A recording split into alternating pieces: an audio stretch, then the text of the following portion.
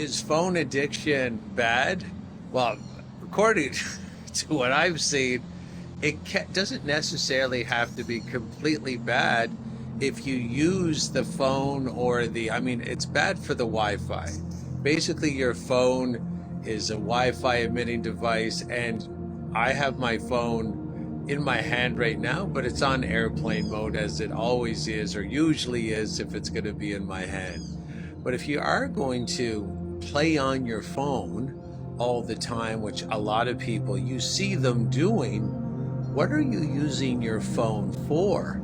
Like, are you using it for entertainment, or are you using it for education? Because don't forget, the school system is structurally flawed in many different ways. And the biggest structural flaw with the school system is that you'll go to school and then you'll believe that, number one, you'll believe that doing things you don't enjoy is normal. So forget about all the lies that you have to repeat to get the good marks. You got to repeat the lies of known liars.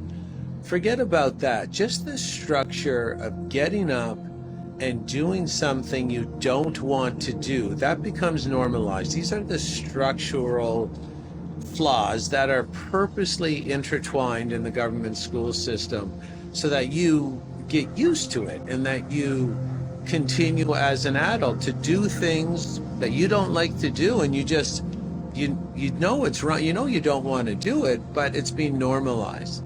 And one of the other structural flaws is that you're going to hate education because nothing you will learn is invigorating or important or makes your life better. So you think educating is also for the birds.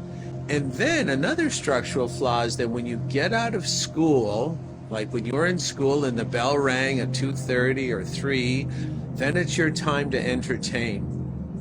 Those three structural flaws will buckle most people for the rest of their life.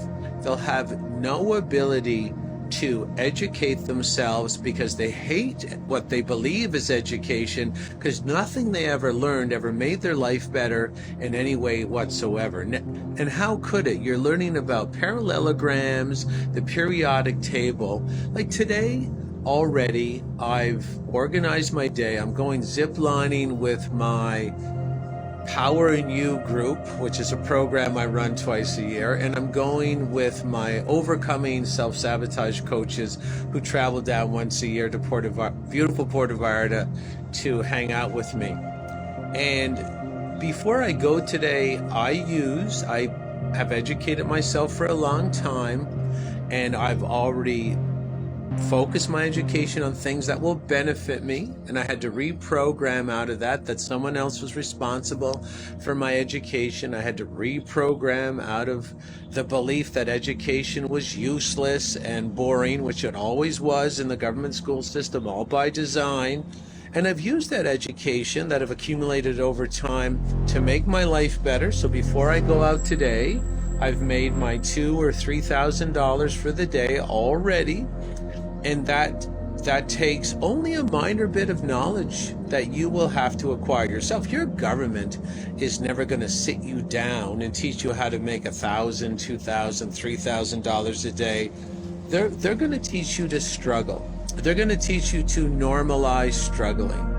And this is the key with the phone, is that if you're going to play on your phone or play on your computer, if you're just entertaining yourself just because you're off of work, and some people have entertainment addictions that are so severe they entertain while they're at work, destroying the employer, which is another problem altogether, is that this disrespect. People have phones at their work, they're not producing value for their employer, and then they wonder why they can't get the raise or wonder why the business fails, etc., etc.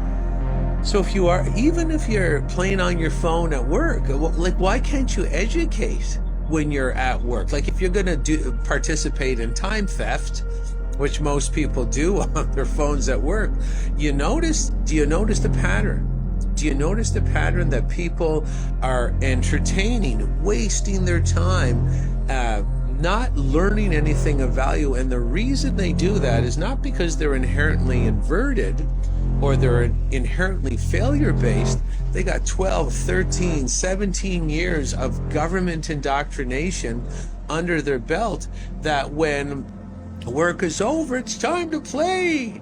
No, you can sort of organize your life in a way, and it takes some time to reprogramming. It's not all about positive thinking, and it's going to take some hard work as well, and key pieces of knowledge that'll help you make a better life with your investments of time in educational material. So again, most people today inside this programming that they don't even know they acquired. Sure, the curriculum at the government school is absolutely useless. Parallelograms, geography, the periodic table, how many electrons does barium have? They teach you that on purpose because it's fucking useless. They want you useless.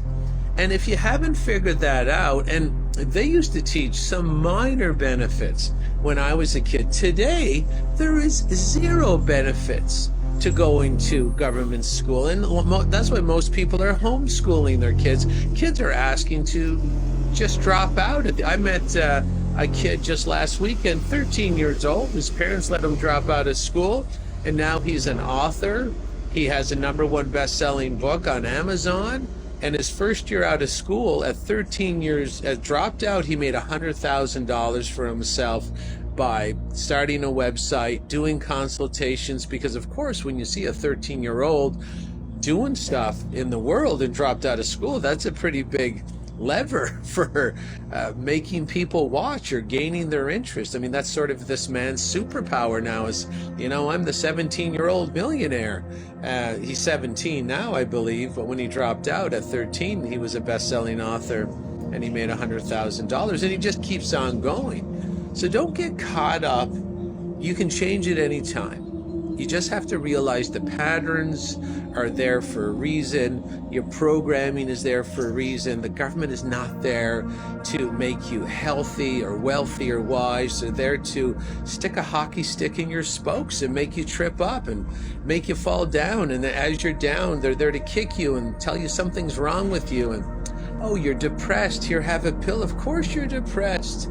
They made you depressed. You can't be happy doing anything they taught you to do. You can't be happy living in their systems. It's impossible. It's not you, it's them, it's the system. I hope this benefited you. This is Jason Christoff signing off. Thank you for listening.